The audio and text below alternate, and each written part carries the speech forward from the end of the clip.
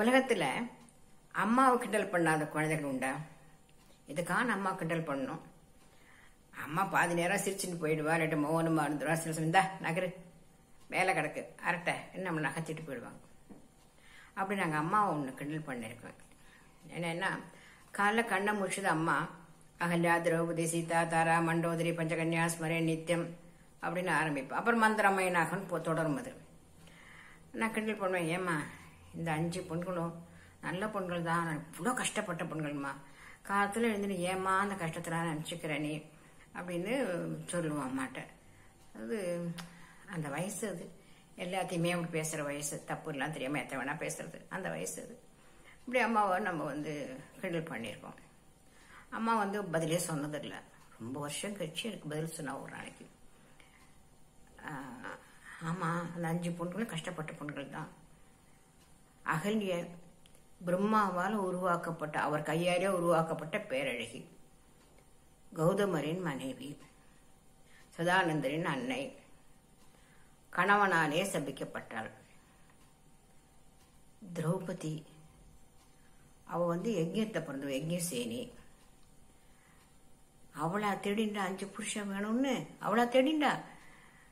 இந்த 2 பேருமே அயோனிஜைகள், கருவிலே, மனித கருவிலே, ஒரு பெண்ணுடைய கருவிலே பிறந்தவர்கள் அல்ல.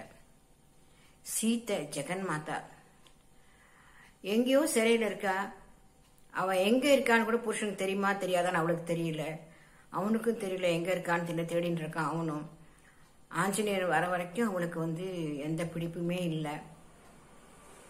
அவன் நினைச்சா ராவணனை எரிச்சிருக்கலாம், ஆனா செய்யல. அவ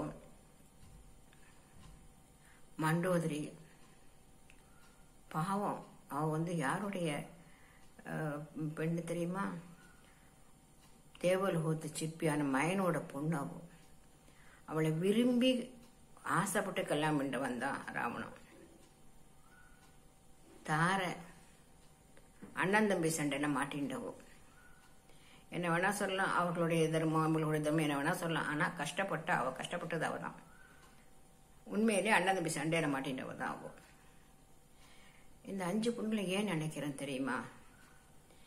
5 பேருமே காத்திருந்தார்கள், பொறுமையோடு இருந்தார்கள். காத்திருத்தலும் பொறுமையும் தான் ஒரு பெண்ணுக்கு அழகு என்று நாங்களாம் நினைக்கிறோம். பிரச்சனைகள் வரலாம், அந்த பிரச்சனைகள்லேருந்து தப்பி ஓடக்கூடாது. கிடைச்சிருக்கு ஒரு வாழ்க்கை வாழ்ந்துதானே ஆகணும். எப்படி வேணா வாழலாமாங்கிறதுலாம் சொல்லக்கூடாது. பொறுமையா இருக்கணும். ஏன் பொறுமையா இருக்கணும்னா, என்றைக்கோ ஒரு நாள் நல்லது நடக்கும் என்ற நம்பிக்கையோடு இருக்கணும். அந்த குடும்பத்து கௌரவத்தை நம்ம காப்பாற்றணுங்கிற பொறுப்போடு இருக்கணும்.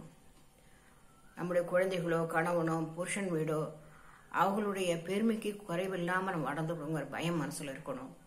பிறந்து விட்டு பெருமையை காப்பாற்றணுங்கிற அந்த ஒரு பொறுப்பும் இருக்கு. அதனால அங்கிருந்தபடியே தான் அவர்கிட்ட போராடி ஜெயிக்கணும். போராடுறதுனா உன்னை கோர்ட்டு வாசல் போய் நிற்கிறதுன்னு அர்த்தம் இல்லை. அமைதியாக அந்த பிரச்சனையை எதிர்கொண்டு சமாளிக்கணும். சூழலுக்கு ஏற்றவாறு நிம்மரவோ குனியவோ தெரியணும். அப்படி இருந்தா தான் அந்த குடும்பம் பிழைக்கும். குடும்பங்கிறது சமுதாயத்தினுடைய அடிப்படை கூறு. அது செதஞ்சு போச்சுன்னா எல்லாமே செதஞ்சு போயிடும். ஆக அந்த பொறுமையை காத்திருத்தலுமாக அந்த 5 பொண்ணு இருந்தாங்க.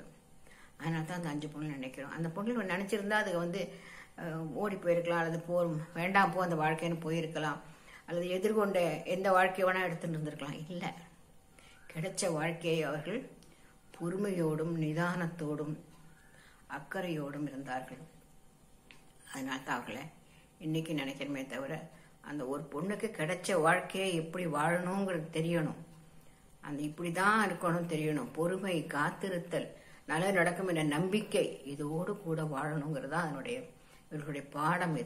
இதுதான் நாங்க கத்துக்கின்றது. அதனால தான் எங்கள் குடும்பங்கள்லாம் நிமிர்ந்தது.